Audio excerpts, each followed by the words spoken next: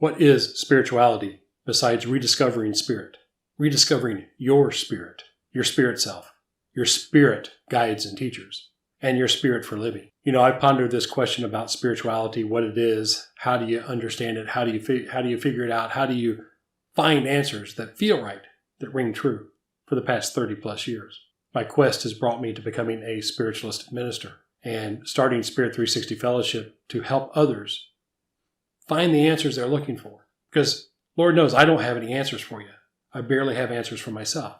But what I do know, I'm going to share with you today.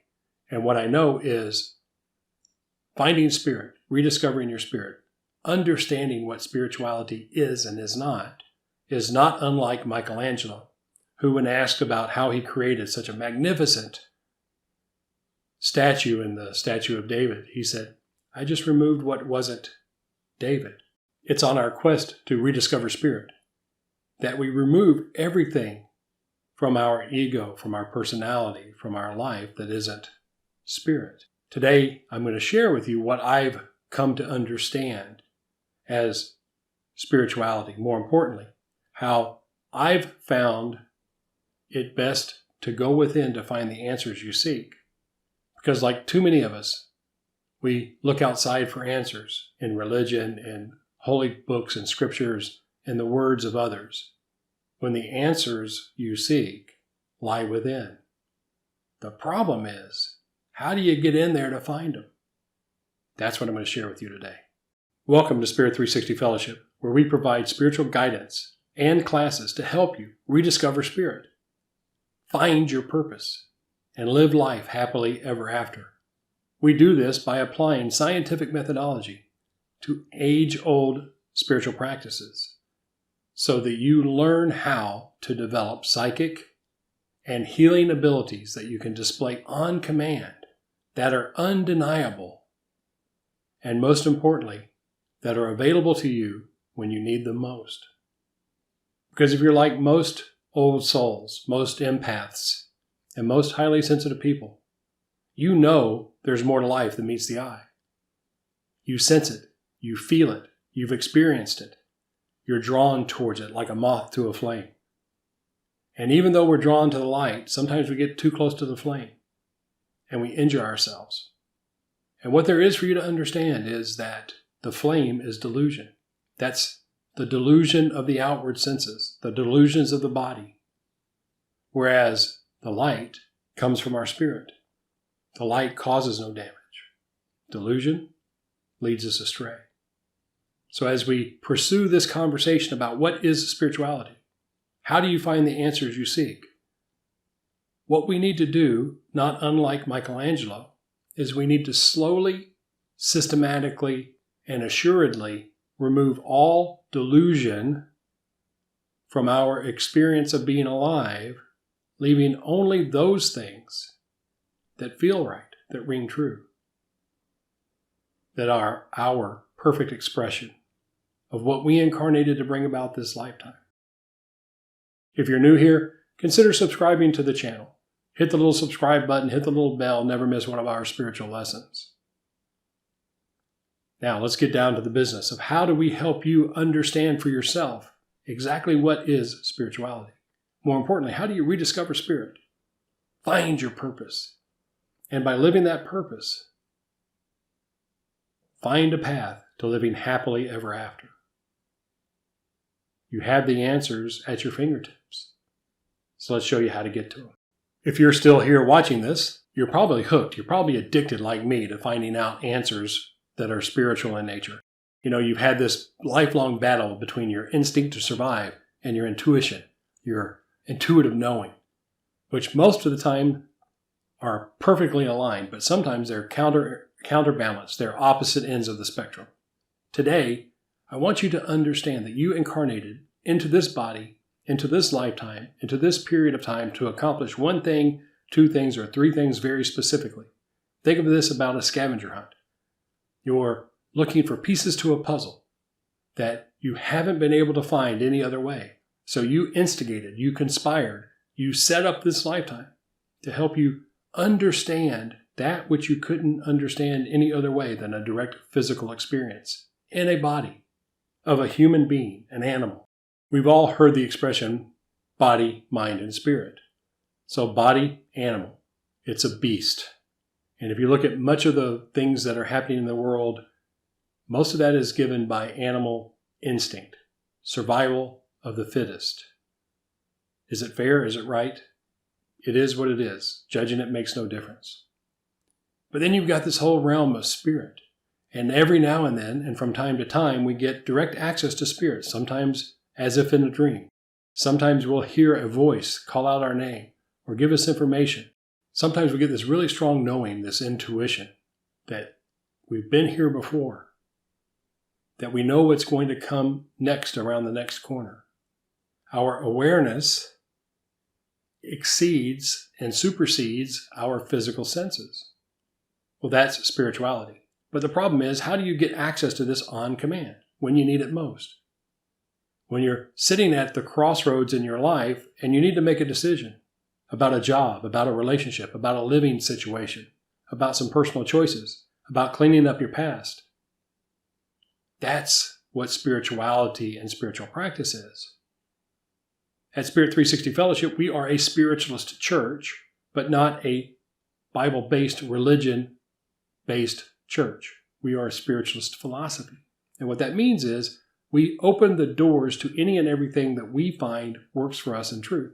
So we believe in reincarnation. We believe in life after death. We believe it's possible to communicate with spirit. We believe that science provides us physical answers. And we believe that spirituality, rediscovering our spirit, is a skill not unlike doing push-ups, not unlike playing the piano. It's something you can develop on command and display on command in this three-dimensional real world we find ourselves.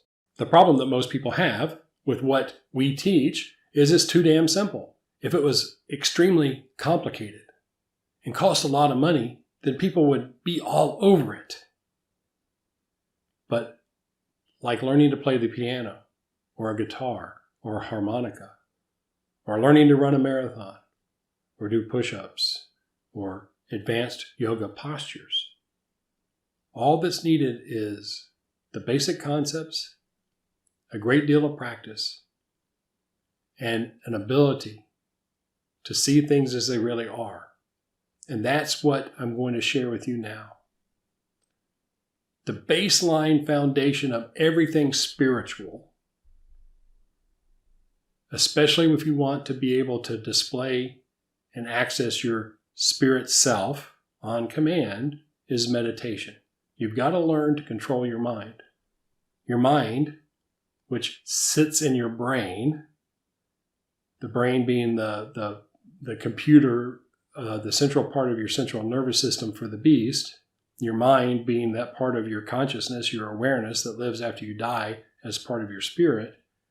Controlling your mind is essential to calming your emotions, to being mindfully aware of what's going on all the time. More importantly, how you're responding and reacting to all situations, all circumstances.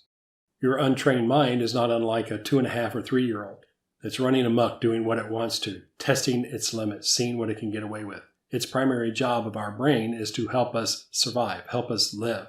Its primary tools are the fight, flight, or freeze response. That's our instinct. The enemy of your awareness is fear, because fear is the direct trigger of your instinct to survive. It kicks in that fight, flight, or freeze response.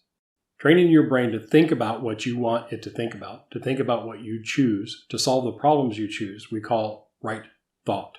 Right thought is the process of thinking through all of your options, all of the information available to your physical senses, sorting through the delusions, your perceptions, what you think is true, to see what really is true. For the spiritualist, for the spiritual practitioner, for the person who has control of their mind, you can also access your intuitive knowing, that infinite intelligence, if you will, that spirit self that has information and experience across multiple lifetimes, not just the lifetime of this body, of this soul. And there is the distinction between soul, which is the life force in this body, and spirit, which is the never-ending you that lives after you die. So mastering right thought involves journaling, writing things down, reflecting on what information you've learned, what you've perceived, and what has actually come true. So right thinking process is the missing link for most people in their spiritual development, in their spiritual growth. Because it's in the journaling, it's in the right thinking process, it's in the right thought where you remove all delusions of anything that's not spiritual, anything that's not serving you, anything that's not giving you happiness, bringing about joy, bringing about peace, happiness, love. You see, when you incarnated this lifetime, you created a lifelong lab experiment. Your physical body is the lab animal. You're the lab rat, if you will. And you're on a continual quest to find the cheese. We have to sort through if that cheese is physical, real-world cheese, if that's going to bring us what we want, or is it something more? If you're an old soul, that something more lies beyond the delusions of the outward senses. It's during the right thought process that we remove any and all delusions, any and all pretense, any and all misunderstanding about exactly what's going on in our lives, who's responsible for it, and more importantly, how do we change it? So I want you to take a situation in your life, a circumstance. For me, my lifelong battle has been with overeating. I love to overeat. I am an overeating person. I was trained to overeat and rewarded for overeating and love overeating. Every time I heard the term right diet, I would think of, well, is it keto or is it, Atkins? I would think in terms of a diet scheme rather than the core elements of what right eating, right diet is, which it starts with your macronutrients. How many calories you eat and what percentage of fat and carbohydrates and protein. And the more I've begun to control my eating and learn and train this beast not to overeat, the more I realize that the most important of those is your overall caloric intake. Now, how does this apply to spirituality? Simply this: you have something that you want to have an answer to. The way you're going to know you have dialed into that answer is by getting three-dimensional, real-world feedback about what you're trying to understand. For me, it's the scale. So if I overeat, the scale and the inches around my waist don't go down. If I don't overeat, then the scale changes, makes my weight smaller, makes my waist fewer inches. Journaling in the right thought process allows me to see in three-dimensional reality the results. So at the end of every week on Friday, when I weigh myself and I take my measurements of my waist, am I on a downward trend towards the body fat percentage I'm wanting, or am I delusional in thinking that my eating is going to give me the result I want? It took me decades to come to this level of awareness. More importantly, my willingness to accept what's so, the three-dimensional reality of my circumstances, and more importantly, to train the beast to not want to overeat all the time. You may be thinking, what does this have to do with spirituality? It has absolutely everything, but essentially nothing to do with spirituality. And what do I mean by that? Well, there's a phrase the Buddhists love. It's called effortless effort. Effortless effort. And to live a life happily ever after is walking a balance, the middle path of effortless effort. Sure, you've got to do things, but when you do them for the proper reason in the right context with the right mindset, that effort becomes effortless.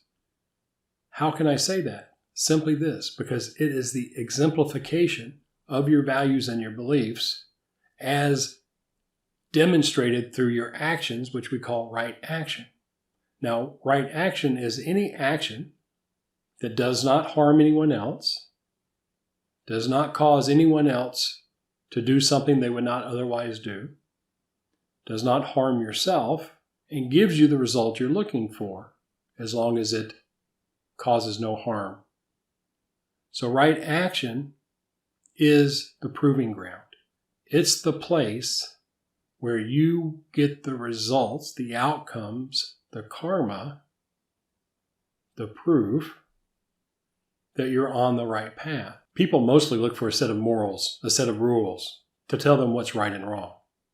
When, in fact, someone who is on a spiritual path absolutely knows the difference between right and wrong. They take no action unless it's right action. The right action for them, which causes harm for no one. Remember, what spirituality is not is a list of rules, is a list of moralistic values and judgments. Spirituality is not religion. There are many spiritual people involved in practicing religion, walking their talk and practicing what they preach.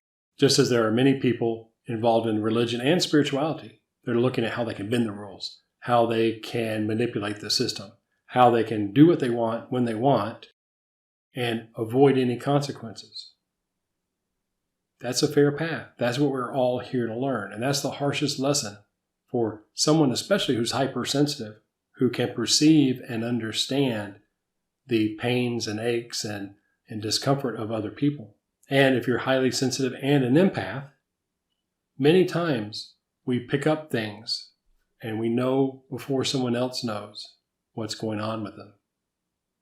Spiritual training and development, meditation followed by right thought, and then exemplified through right action allows us to separate their stuff from our stuff to get the results we want, to bring about the results we want to bring about, to find our own individual, personal, spiritual path, to find this place of thinking tranquility and quiet receptivity that leads to an effortless effort expression, which I like to call happily ever after, which I stole from so many storybooks that have inspired us. Here's the bottom line, though, as we wrap this up.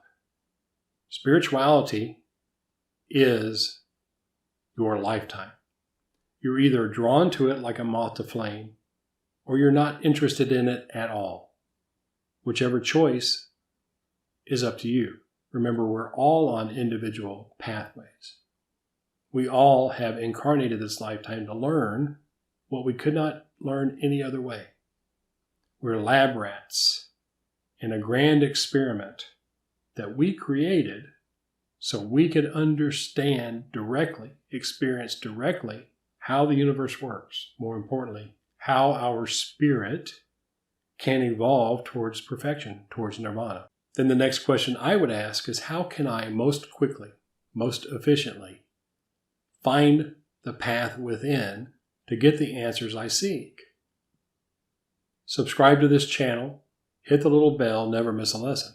Start to meditate every day. Look for my stillness meditation, look for my How to Meditate series, and start to meditate. The context for my meditation is spiritual growth and development, spiritual awareness. Everyone wants to have a spiritual awakening, but remember, for me, spiritual awakening is like an orgasm to lovemaking. Sure, it's fun, it works, it's a perfect happy ending, but there's more to lovemaking than just the orgasm. There's more to spiritual growth and development than just a spiritual awakening. It's the journey, after all, not the destination, not that happy ending. Now, if you're offended, I'm sorry. This is how I feel about it. And for most of my life, I ignored the fact that I like to overeat, and I had the consequences of it. For most of my life, I've worried about being spiritually correct and stepping over hurting anyone else's feelings and avoiding having anyone be uncomfortable. But here's the thing I know from personal experience. There is no greater discomfort than walking a path that's a lie. Not finding the answers to the questions that bother you so. Just like Michelangelo had to remove all of the parts of that piece of marble that weren't David, We have to remove all of the delusions that are not truthful, that are not spiritual. And that is a very uncomfortable process. I'm not here to blow smoke up your ass and tell you it's going to be easy, because it's going to be the most difficult thing in the world to do. To reel in your mind, to have it do what you want it to do when you want it to do it. To allow yourself to see the reality of your life, your relationships, your finances, your spiritual growth, any and all delusions that you've lived your life by. But until you confront the realities of your life, you can't possibly reveal the beauty of the spiritual you. You can get glimpses of it. You can see it pictured in your mind's eye. You can see it reflected back from other people, but you won't see it yourself every day when you greet that person you meet in the mirror. And that's spiritual freedom. That's spiritual emancipation. That's a spiritual life that leads to that effortless effort. That place of thinking tranquility and quiet receptivity, naturally mindful, completely aware, accepting everything that is and everything that is not, exactly as it is and exactly as it's not. Because until you truly understand exactly who you are, having removed all of the delusions that you've lived your life by,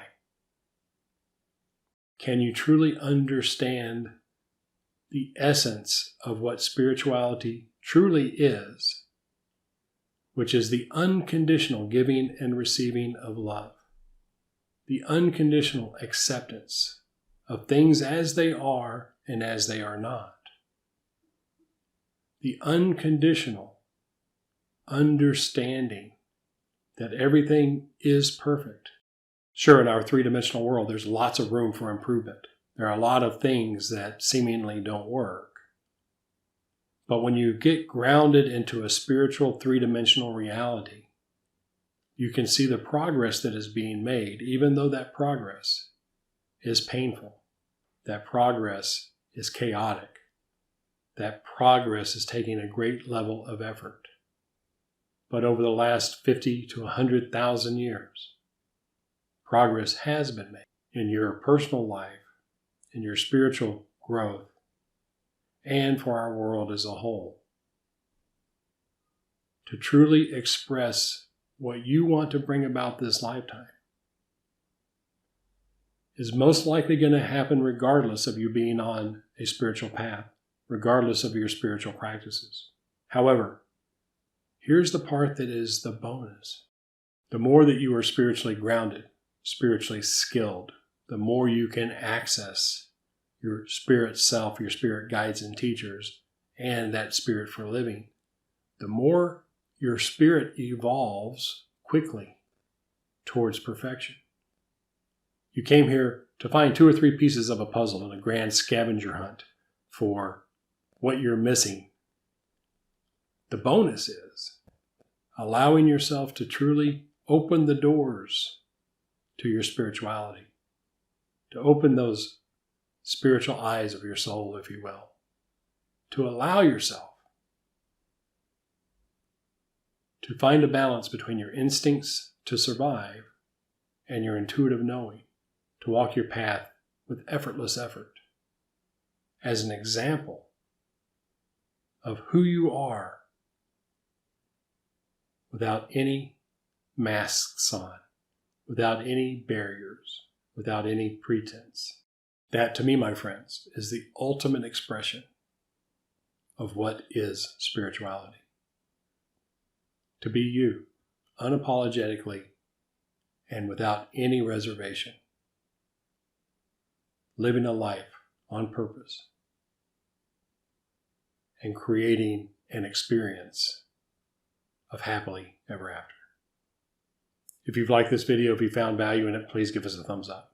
If you didn't like it, give us a thumbs down. We're trying to figure out how to do this properly. If you like what I've shared, if it feels right, if it rings true, subscribe to the channel, hit the little bell so you never miss one of our spiritual lessons. And below my picture, you'll find a playlist of an Introduction to Our Spiritualism Made Simple class that helps you see whether spiritualism as a philosophy is the right path for you this lifetime. And until we meet again, my highest blessings.